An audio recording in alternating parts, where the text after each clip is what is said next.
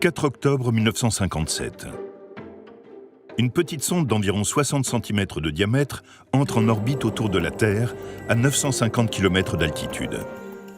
Elle se nomme Spoutnik et elle est russe. Son bip nargue les Américains en pleine guerre froide, où la concurrence scientifique entre les deux puissances mondiales masque en réalité une rivalité militaire. Entre 1957 et 1958, la communauté scientifique et les services de renseignement américains savaient que les Russes allaient lancer un satellite.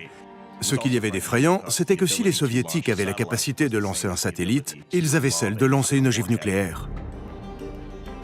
Les États-Unis doivent prouver à leur tour que l'espace leur appartient aussi. Le programme Vanguard sera leur arme contre le satellite soviétique.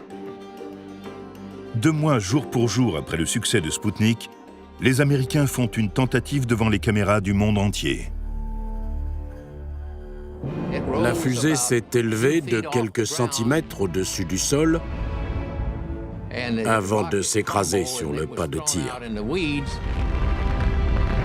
Lorsqu'il explose à 1 mètre du sol, le satellite Vanguard devient la honte de la superpuissance américaine. C'est un échec retentissant.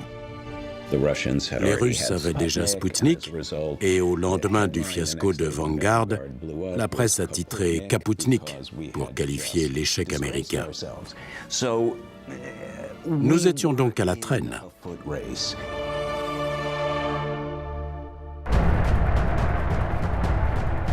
Portés par leur succès, les Soviétiques lancent le programme Luna,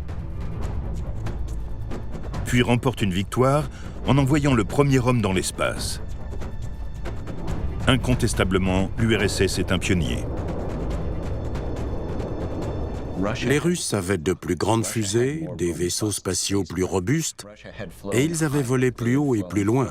Yuri Gagarin était le premier homme à se rendre dans l'espace.